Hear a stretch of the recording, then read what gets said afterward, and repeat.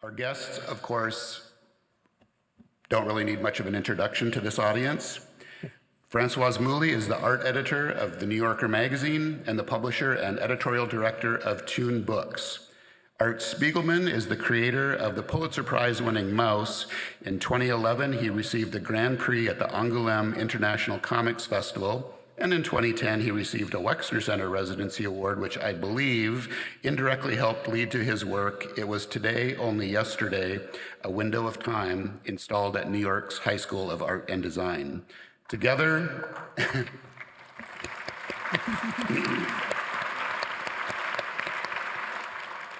Together, Art and Francoise founded the underground comics anthology Raw, which helped launch the careers of numerous cartoonists, including Chris Ware and Charles Burns. In 2015, CXC awarded Raw with its Transformative Work Award. Our moderator is Columbus native, OSU alum, and CXC founder Jeff Smith. He is the creator of Razzle, Tukey, and an epic comic you may have heard of called Bone, which has been translated into over 30 languages.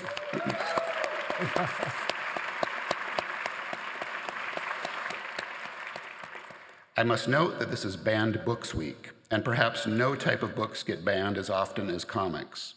Our three guests are some of the staunchest advocates for the art of comics that we have, so perhaps they will touch a little bit upon that in their conversation. At the end of the talk, I'll return to the stage and we'll have a little bit of a reminder about the protocol for the signing if you're interested, so please hold tight. Now, please join me in welcoming Francoise Mouly, Art Spiegelman, and Jeff Smith.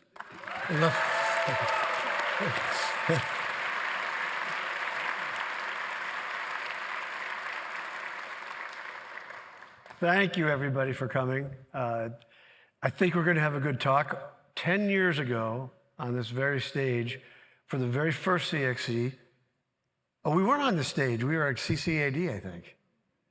Well, better memory. But it was, we had a good conversation. But it was a very good conversation. Even CXC, I don't know where the events are. Yeah, even I don't know where they are. But what we talked about a lot was really a lot of your early days when you were finishing up Mouse, or you were just starting Mouse, and you were kind of getting Raw together, and you were getting your friends to do comics, and you were buying a large printing press and dragging it up 4 flights of stairs in New York or something like that. Do you still have that printing press? No, actually, a lot of the production is not done by hand anymore.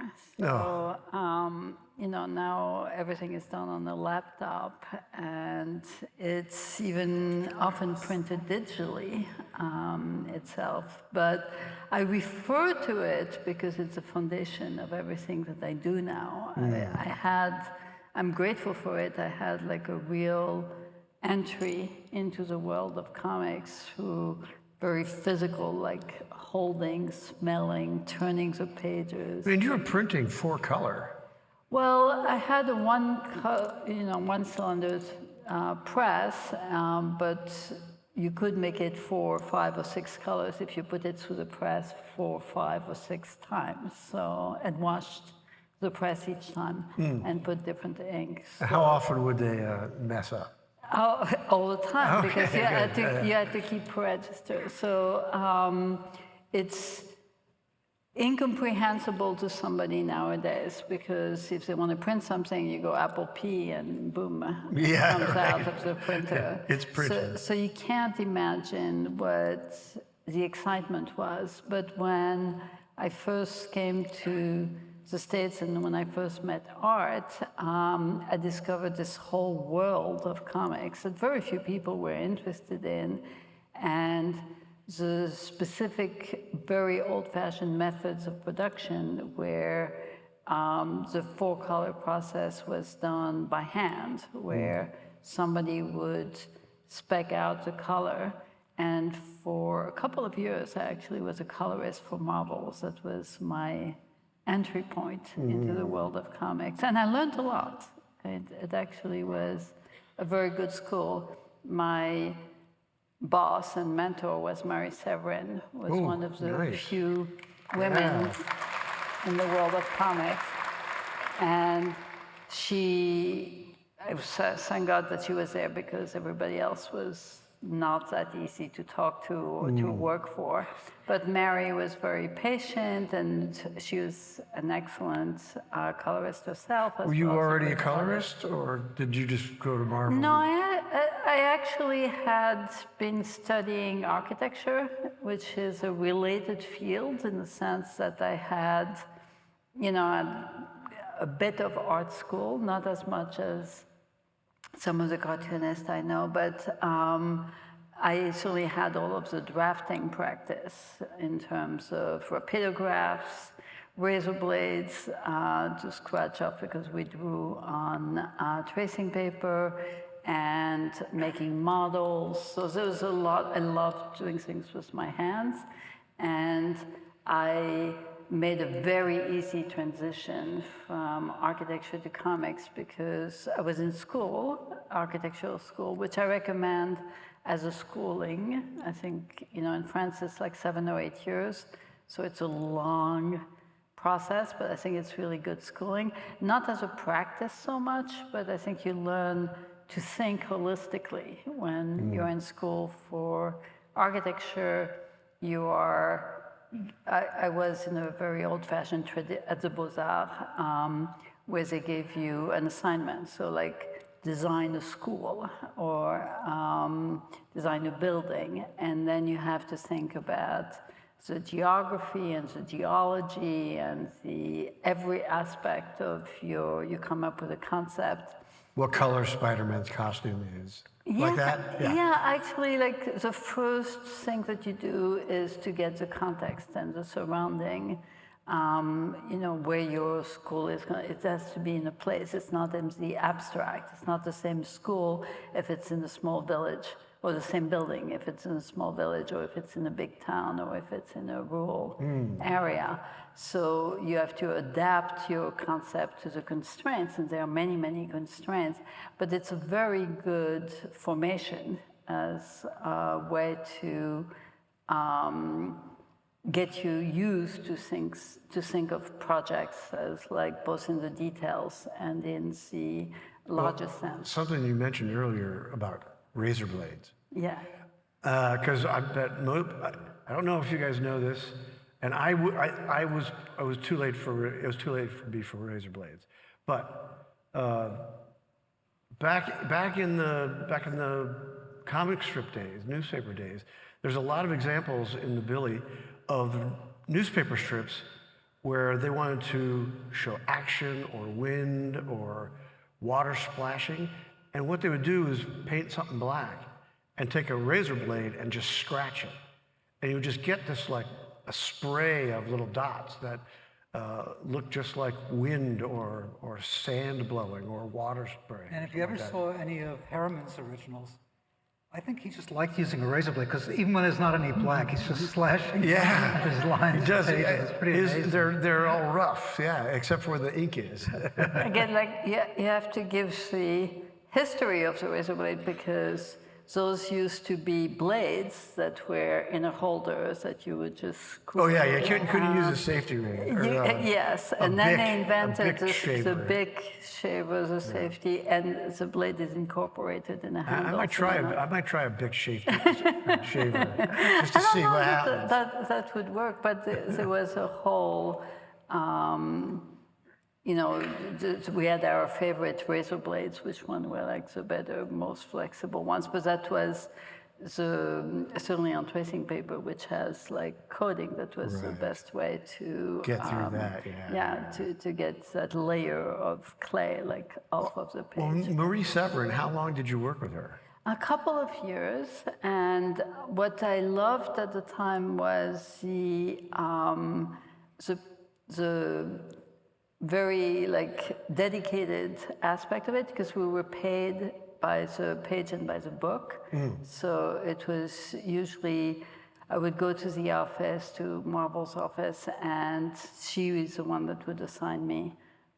She would give me my assignment, and I could do it as quickly or as it would take as long as I wanted, but since I was paid by the book, like 27 pages, I was trying to do it quickly. Yeah. Do you remember some of the titles? Oh, yeah, I mean, I did like whatever they had, like Fantastic Four, and I just, you know, I did some, no, not Conan the Barbarian. No, It's, whatever was on hand, but the great thing about it was you were given a color chart, and you were given like an animation, so you were given a character sheet where you were supposed to respect the costume, and also you were given an actual color chart,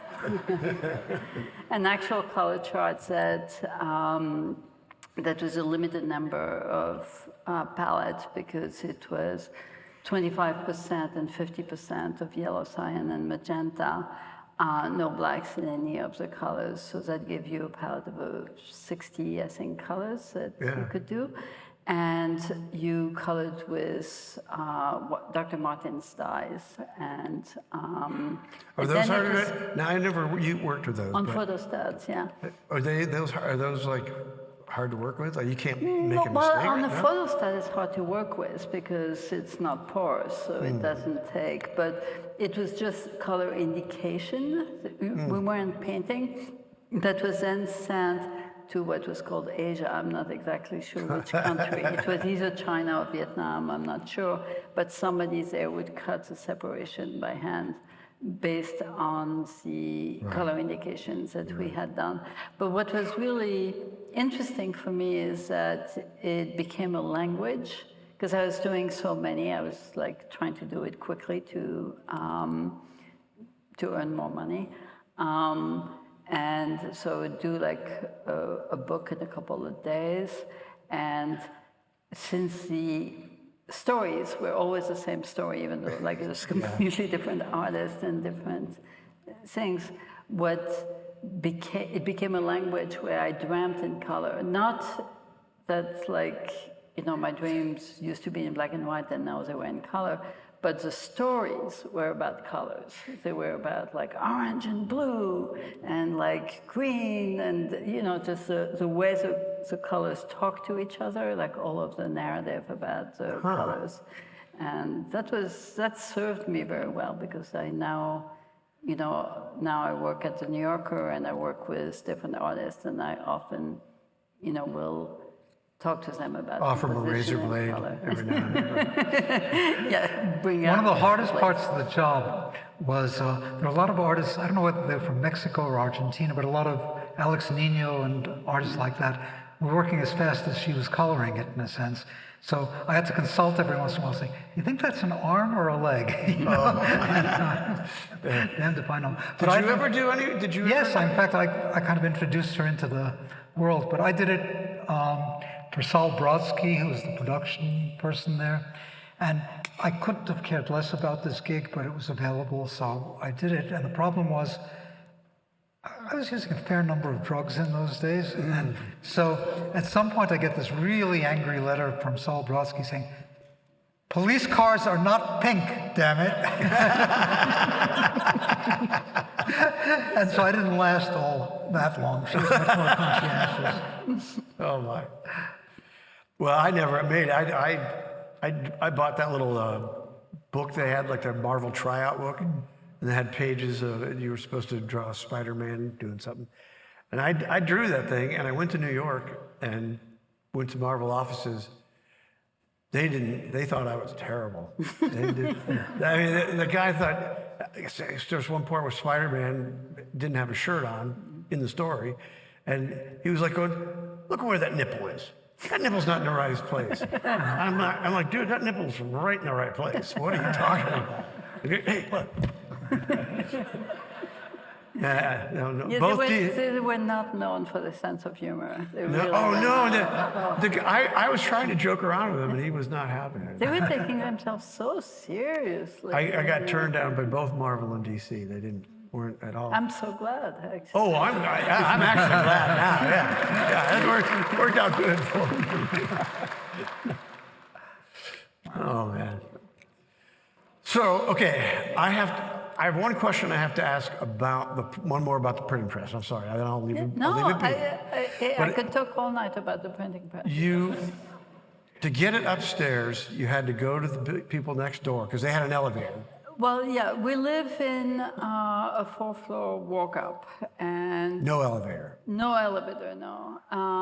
But it's an industrial loft, and the buildings are right next to each other. And I took it upon myself. I didn't have to. That like I really wanted to get a printing press. I thought it was magical that you could make things Yeah. yourself and then bring them into stores. And there were lots of bookstores and card shops and things like that. But I didn't think ahead, and they were very cheap because they were discontinuing instant. How did you have to? Did the machine help fold them? No. Or staple them or whatever? No. I had a binding element, and then I folded by hand, and I had hand staplers. And Did you help Art? Was Art helping? No, actually, a lot of the work when I was doing things, it was doing like small ones, and It wasn't raw. Raw was too big for the press that she had. So it was I was like doing little inserts in the raw. mail books. I was creating small things because my biggest sheet of paper was 11 by 17. So very much like the OSU, like 8.5 by 11 folded in. But raw was like this big. But in raw, I did inserts. Like I would do bubblegum cards, and I would do the tip-in for the I love those things, by the way. I love them. That was one of the reasons that getting interested in the printing process, we kept doing things that played with it. Like one insert in raw was a flexi disc, another one was a sheet of stickers. I mean, One of them was mouse. Yes, actually, that's true, because at the time, the small things led to my desire of wanting to do a magazine that would put everything together. And Art thinks that I said that I wanted to do one issue, but that's not true. I actually always. I think she just told me that so I wouldn't get scared. Because I had edited a magazine in San Francisco with Bill Griffith called Arcade. And by the time it was over, all of the artists were upset. Either I hadn't given them enough pages, or we gave them too many, or we asked for something to be shifted because we were actually editing in a way that underground comics weren't edited. So I moved back to New York and was like editor from the other coast, and I'd have to come back for the production for many of the issues then. But what I remember very specifically is Francoise was just living in New York playing hooky from architectural school, supposedly working on a project, and seemed a bit lost in terms of what she wanted to do. And I said, "What do you think you'd like to do?" And she said, "Books. I'd like to make books." And I said, "Well, write a book then."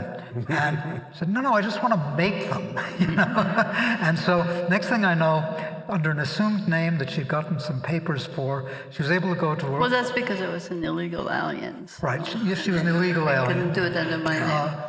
Still alien, but not illegal anymore. But at this point, like she decides she's going to go to like one of these remedial schools to learn, like whatever, vocational school. And she registers for a printing one that's somewhere in Brooklyn. And she's going there and doing this every day. And after a couple of months, I said, well, I'll get you after work. And I didn't know where she had been, so I had to get the address, go by subway over there. And when I got out of the subway, I was terrified. I was going to call her and say, take a cab home and I'll meet you at home. This was like Crack Alley, part of Brooklyn, Bed-Stuy at that time. And so I get over there, and she's one of the few white people in her class, and she was very diligently learning how to do the printing technology. And when we're going home, we're going back to the subway, and I'm worried for her that she's doing this every day. But as soon as we get out in the streets, yo, Frenchie, you okay, girl? And like, so she was sort of a mascot in this drug-addled alley that led to the subway.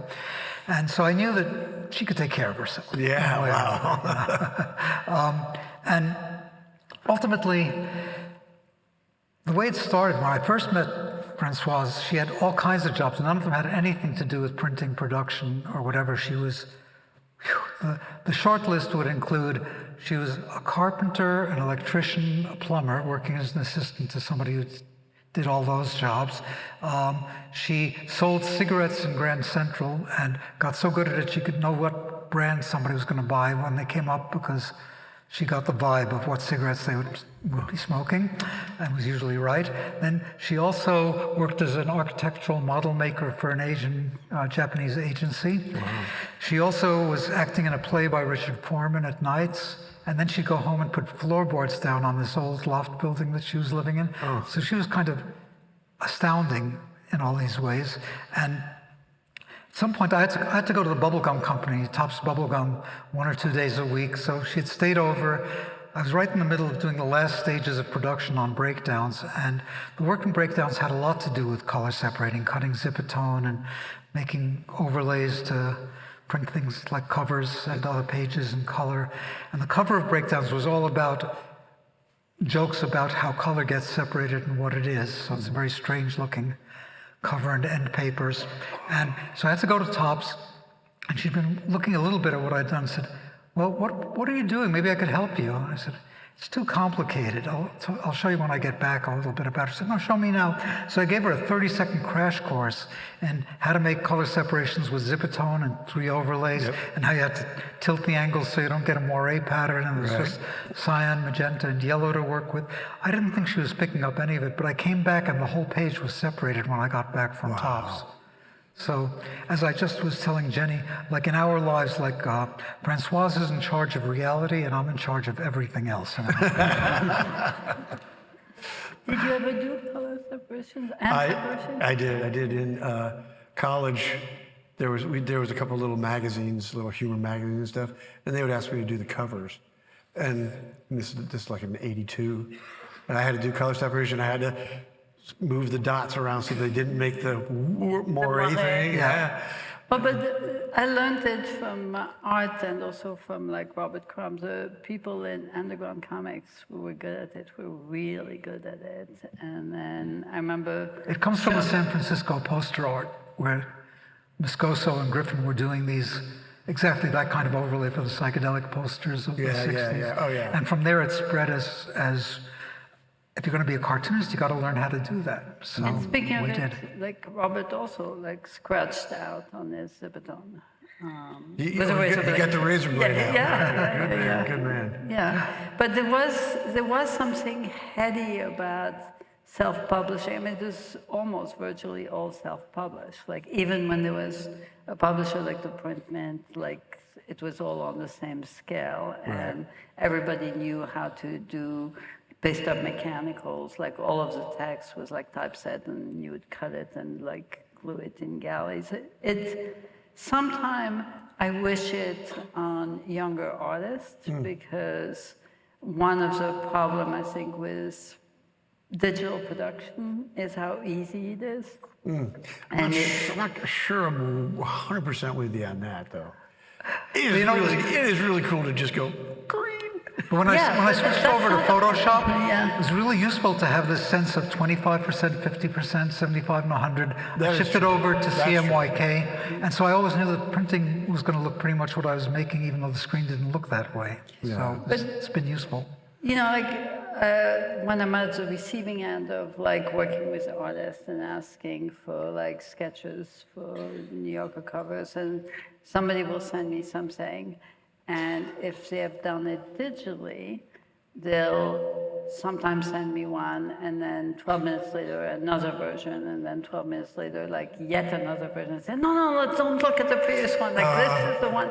It's endless, you know. Yeah. Whereas when I'm working with artists, that's your editor head talking now. But when I'm working with artists that put pen to paper, they take a sheet of paper, they take a pencil, and they sketch out a thumbnail. And then they're not like refining it. You know? They're not. I think artists tend to move much too quickly toward making it into a pretty picture. And I'm always interested in the idea, not the pretty picture. Yeah, you can do that later. But what's more important is the idea. Like it's taken away some of it. It makes everything. It's even very difficult to show something that's been done digitally as a rough, because it looks so finished. Yeah. So, but you're not working digitally, you're still working on paper. Oh, that's true. But that's just in the Well, how do they do that? Do they moving to the New Yorker now? Do they show it to you on paper? Ideas. No, actually, I have met artists who are like in their 20s, and like, you know, older generation of artists who have learned to draw and then eventually moved to a tablet, so towards Wakeham's. Those people actually have never drawn on paper in their life. Whoa. Hey, I is mean, that true? they Is there accomplish anybody all here this. who's never drawn on paper? Well, we only got one. How about professionally? No? Still paper? Well, we're in Ohio.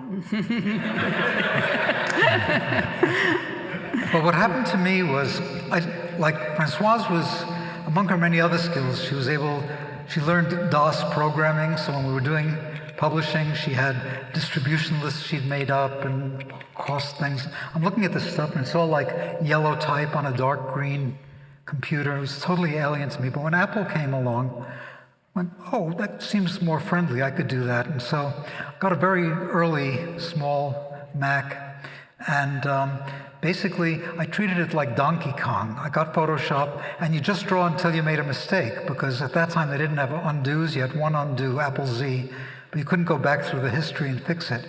So it was just drawing on the computer, messing around, and then when it went haywire and went bad, you just start another one. It was like game over and make another picture. So I got fairly proficient at it at an early age just by messing around with Photoshop and doing it that way. And for a long time, I then shifted over into working mostly on a computer, sometimes scanning pictures in, but sometimes just doing it that way. And the thing I learned at one point was, it's not a good idea. First of all, Photoshop is one of those things where it's like, who moved my cheese? I knew how to do something, then a new version of Photoshop comes out, and I have no idea how to do it anymore, and I have to learn it all over again. And I got a gig in Italy where there's a company called TNT, which is like, I don't know, UPS or FedEx, and they would give every year a gift of a screen print or a portfolio of prints to their 300 best clients, and that was a gig. And it paid very well. So I did one of them completely on computer, but made it look more like a painting, because I was then messing around with how you could do that. And they were fine with it, and they paid very well. And then they said, now we have to buy the original for the gallery. We have one for each of the pictures we did. And I went, there's no such thing as an original. I can sell you my computer. But, and they wouldn't believe me. So it paid as well as the original art. I had to figure out a solution. I said, I can give you the rough sketch. And then I had to retrofit a rough sketch around what I had done. And it worked, but taught me that maybe I shouldn't take the deep dive only into computers. Now I can barely use one anymore. Well, I was at your studio, and I remember seeing, I think it was when you were working on Shadow. Yeah, a lot of that was on computer. You were doing a lot of. You were only working on computer when we were working, but you had tons of little drawings and sketches all over your desk, little guys' heads and things like that. Is that just little doodling to get ideas out, or? Well, just to figure out how to do it, you know. Like, the nice thing about a computer was you could kind of put a different head in and keep making it till it comes out. Now that I'm back on paper, I am shocked about how stupidly I work. I make about, I don't know, like for every page of Mouse, there were at least 80 sketches, at least, for each per page. page, you do 80 sketches? Yeah, for each page, and then more little kind of small-sized panel drawings until I could bring it into focus. So it was a mad way to work, and I finally now have hit my nadir. I hit bottom, because I don't work on the computer that much anymore, but I do make hundreds of sketches at this point. I'm doing a project now with Joe Sacco, and it's kind of a jam, but I just saw how impossible it is. Like, I'd stopped drawing for a couple of years in there when that book banning stuff went on. I was just sort of like a mouthpiece for Penn, going around to libraries and giving interviews and stuff. And when I finally got back to my drawing table at the end of that year-long thing, I just found a pink slip saying, you know, you've been fired as a cartoonist, man. You just haven't done it for a couple of years. And it was so hard. It's still hard to get back into it for me. Like it's not like a bike. You have to learn all over again. So Joe was zipping along on his half of this jam that we're doing, and I worked literally for 3 months on one half-page picture. Wow. And I have 5 binder folders filled with sleeves full of sketches for each figure, for each panel, for each bit of the panel. And I'm appalled at how I've come to work. It's when you do it on a computer, it's much faster to keep changing. Here, it's like, oh man, that figure's too big. I've got to do it again. Maybe I should move it over. Oh, and I can put another figure there if I move this guy over a bit, and so on. And so I'm just a beginner at this point, all over becoming a cartoonist. Wow. The way I do it is I just do I'll usually just do a small version of the page. And that's how I write it too. Like I write it and draw it at the same time so that I automatically have just a little suggestion of what their face looks like or which way they're facing.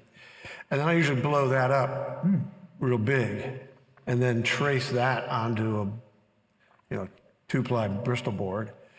And then I fix the drawing and make it nice. But I keep basically the same spacing and pacing and all that. It's all the same.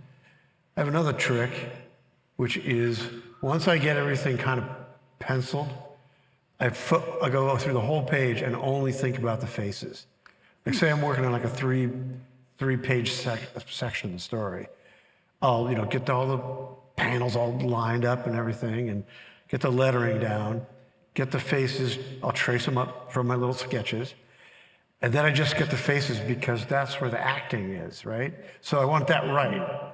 Because I get to the point where I've promised the book to Diamond or whatever, and if you don't give it to them on time, they don't pay you. Or there's casualties in your wallet. Anyway, I do all the faces in the whole section, then go back and get the bodies in, and because the background you can blow off kind of, and you get to the point where you're like, oh, I got 40 more pages to do, and I've got 3 days. You got to start finding shortcuts, Yeah, I mean, those 3 days I'd use for one panel because basically it's not just the faces that's the acting, it's the body language. And I'm not a great draftsman, but I'm pretty good at understanding cartoon language and what would work to get an emotion across, to get an action across well. And it makes a real difference if you have your hand like this or your hand like that for a figure. It means something totally different. So I'd have to keep trying it again until okay, that hand is now plausible. I can move on to another part of the now picture. You're talking about something cool. I figured out putting a balloon, if the balloon touches the top of the frame, it has a different sound or something, and if it's lifted down and you can see the whole balloon in there, that's a different sensation to the reader. Yeah. You're smiling. What are you smiling No, at? this is the exact magic of comics and cartooning that a lot of people just haven't experienced. And I think in part it's because they script, with words, and they're not attuned to the visual pacing of the story. So when I first discovered, Art's work, and he was showing me comics, and he was showing the structure of a page, the structure of Kurtzman's row of drawings. And nowadays, I feel like there are too many people that have entered into this without having had this immersion in, as you say, the facial expressions, the body gestures, and how it's visual storytelling. It has to be visual storytelling. It's not this so many comics, graphic novels that are blocks of text, illustration, block of text, illustration, but they do not have that flow. So that's great too. But both of you. Well, for me, that comics grammar is a really important thing. Like how many how many panels on the page, how big are they, how small are they, what does your eye move to? And Kurtzman was really a good teacher. Harvey Kurtzman, who did Mad Comics and Two-Fisted Tales and all of those things. He'd make tiny little thumbnails, but his rules were very strict. It was always 3 tiers of pictures, and it could be 1 tier for 1 panel, or it could be 2 panels on that tier, 3 or 4, but they would be the same size. And then if he had any captions above, it always had to be the top line had to always be the same, even if he only had 1 line or no lines of caption above. So he would then leave 2 lines blank if the other 2 had 3 lines, so that the boxes wouldn't arbitrarily So the shift boxes were the size. same size and everything? Yeah, in terms of height. I never noticed that. And it was like this, like D.W. Griffith gave us a complete syntax and language for making movies, but comics was much more incremental as people figured out what the hell to do with this weird combination of words and pictures. And Harvey's was so strict that it was like learning grammar from an English book. Latin or Yeah, something. exactly. And it was a very great place to start, because some people don't do it that way at all. It's much more intuitive. Like, I get the impression that Barks's was very intuitive, the way he'd break down things on a page. And there are 2 different philosophies, at least, of how a page works. You could either do it where each page, which is what I got from Kurtzman, and was useful to me, each page is like a paragraph, each tier is like a sentence, you know? And that was really useful. And as a result, each page was a complete entity. Whereas, like, you start looking at somebody like Hergé, and it was just the opposite. He'd always want to stop in the middle of a sentence, so you'd go to the next page and finish it. Yeah. You know, so that was a very different way of creating a rhythm for the comics. And I found that fascinating. You're talking about Tintin? Yeah, Yeah, I thought you said Hergé. I just wanted to clarify. yeah. Yeah, no, I actually thought some of his didn't work. That where he'd put a giant panel there, and then I can't remember right now what he would do.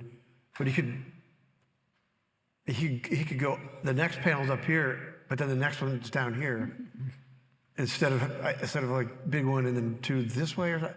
I don't remember. He didn't do it very often. But when I was drawing, I would do something similar to what you did, which is I'd make a tiny little rectangle, like yay big on the page, divided it up and have a word or 2 of what had to happen in each panel, and on the side say what that sentence was for the tier.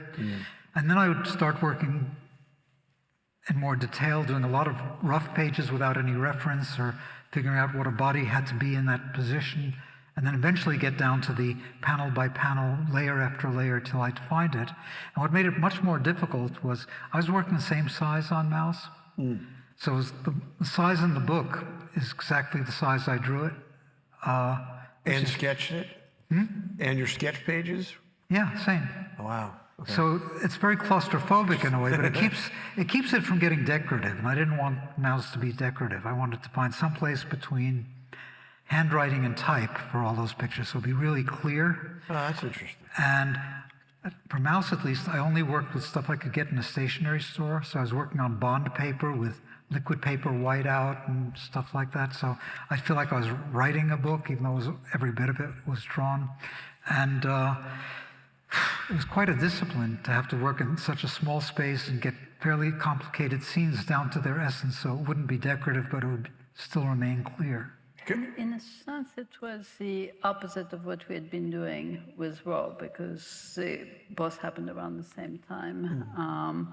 Like Raw, we wanted to make the readers take the measure of the page, so it was like 11 by 17, so it's like 11 by 14, but it's very large, and it emphasized the graphicness of the page. Like we had one page by Yul Swart that was called The Mirror, and it had people sitting in the lower left corner, and most of the page was meant to be a mirror, and it was just like a blank piece of paper. And the luxury of devoting that much square footage, you know, to a well-composed image that was blank was a reaction to underground comics, where like every inch had been filled with story and narrative. We called Raw a graphics magazine with an X, not just comics, but also graphics. We also had illustrated articles.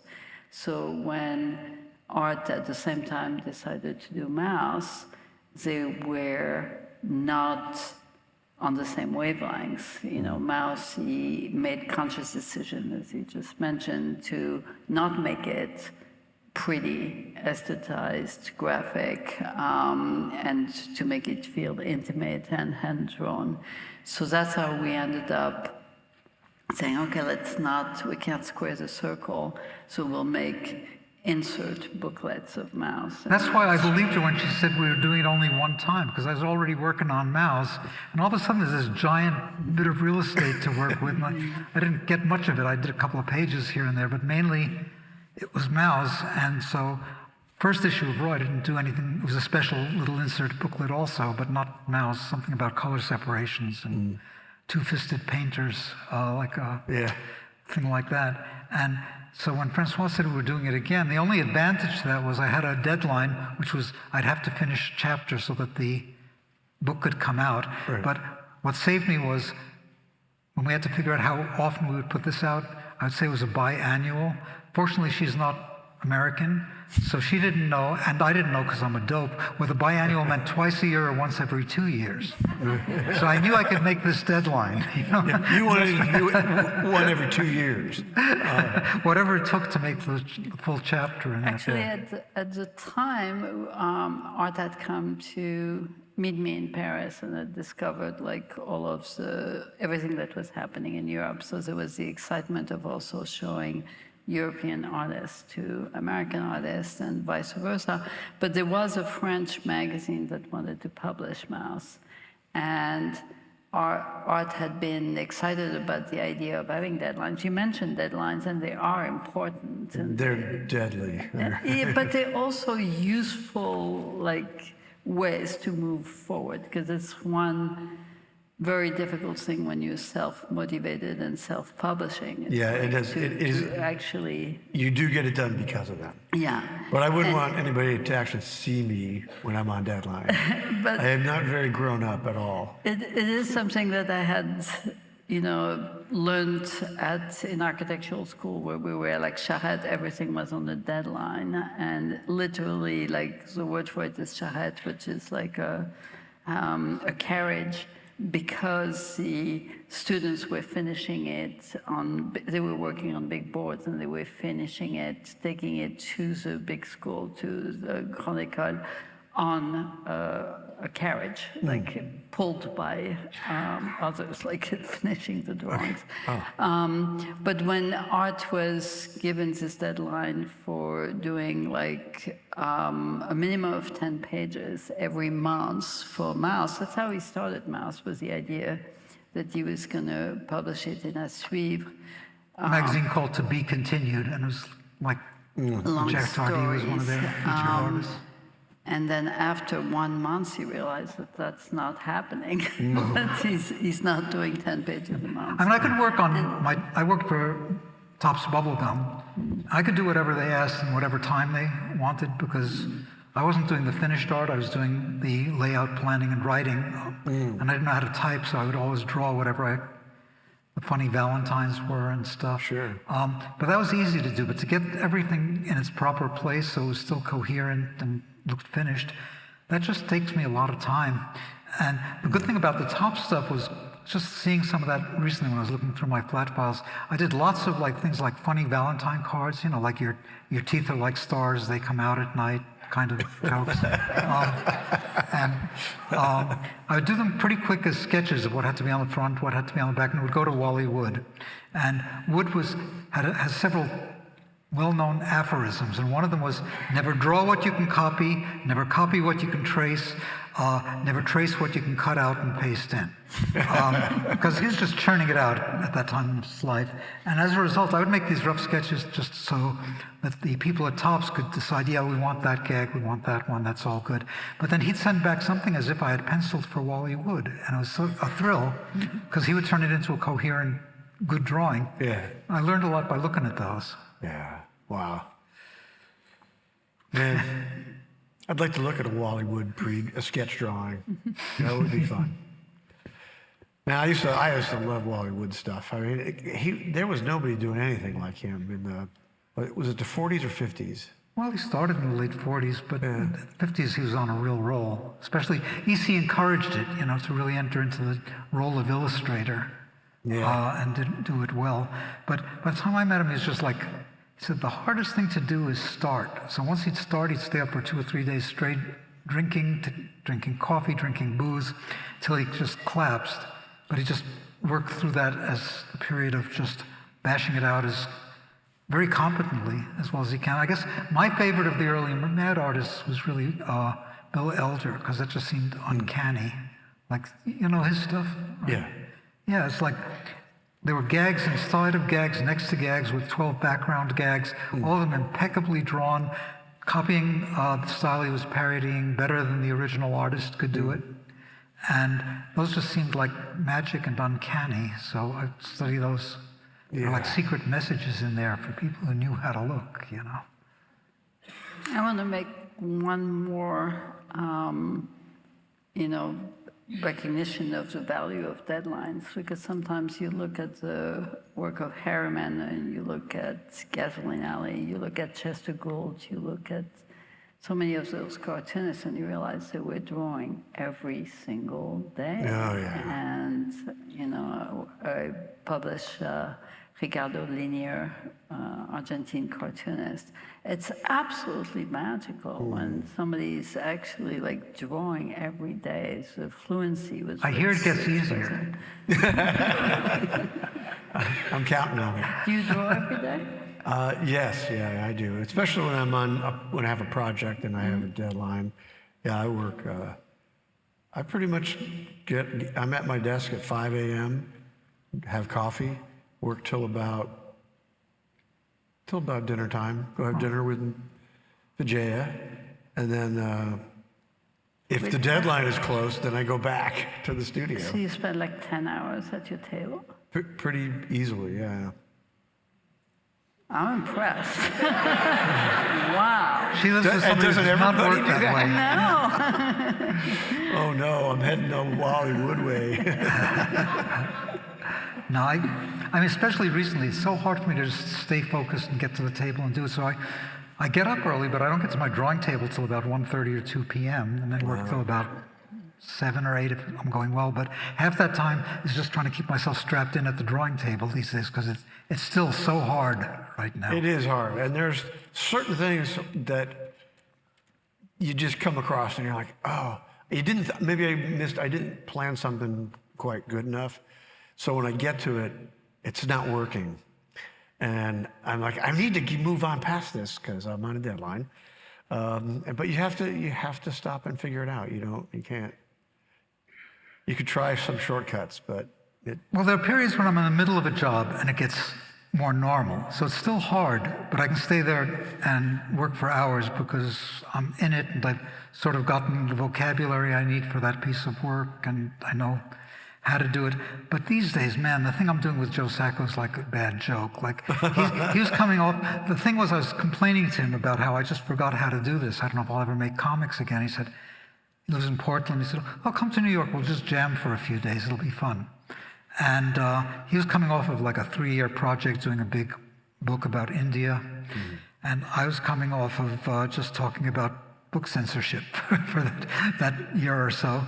And we're going to jam, but instead we started talking on the phone about what's going on in Gaza. Mm. And then Francoise said, okay, I'm going to tape it.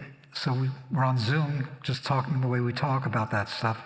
And basically, without knowing it, we were scripting something rather than just jamming and like, I'll draw a figure, you draw a figure, and that low stakes game. And it is fun that way. I've done that with other artists many times. That sounds like fun. But here, instead, we're really architecting what would be a very short strip about our takes on what's going on in the promised land, and it became an interesting idea for both of us because for him, people know where he stands. His book Palestine, his whatever it was, Incident in Gaza, things like that. He's very clear, And I really had to be clear about how I felt about what's going on now. I'm looking forward to reading that. Yeah, I think I'm probably not looking forward to drawing it because it's taking so fucking long. Because what happened was I realized I have to do this, just morally I have to do it because people want to know what my take is on all this. And I've said things a few times over the years and I see them cropping up online. But the main thing that they keep finding was an interview I did when I had my retrospective, and I had like 2 days of being interviewed by all these different magazines, and one of them was called Tikkun, and it's a very Zionist, otherwise literary magazine. I said, look, man, you can be here and talk to me, but this is a retrospective of my work. I don't want to talk to you for 40 minutes about Mao's. And he kept pulling it back to Mao's, and finally I flipped out, so I started saying things that were very intemperate. Like, don't you understand that the Holocaust is the broken condom that gave birth to the state of Israel? That was one of the more memorable lines in that thing. And, you know, there are other lines that weren't quite as peculiar, but I was saying, I spend most of my time trying to not think about Israel. I was never a Zionist. For a long time, I considered myself an a-Zionist, like an agnostic or something, but I just found it unbearable to think about what goes on there, and it just got worse. It is unbearable. It's unbearable. And so now I know that like people use Mao's as a justification for what the Israelis are doing. Because look, we can never let this happen again. But they don't go on to the part where never again for anybody. It's about what happened to the Jews and how to protect that. And it's happening to the Palestinians at this point. So it's heartbreaking, it's painful, and I felt I had to go on record because I don't want Mao's to be taken as a recruiting poster for the Israeli Defense Forces. I think that's one. It's a friendly crowd. I don't always get that response.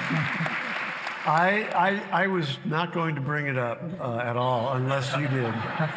And you did, and I think you said it very well. And I'm also getting a signal that we're very Oh, near good. the So end we of our hit the real world at least for a minute. Okay. Yeah. All right. Well, thank you, Art. Thank you, Thank you. Francoise. It's fun to hang with you. And thank you all very much for coming and listening to us chat about comics. Yes. Okay. Yeah, very good. All right. So where is Dave? Oh, you ready? Are you ready? All right. So are you going to play a little music for us so we get off? I think we exit the stage. We get to go. Oh, okay. Nice hanging. Bye-bye. All right. Peace.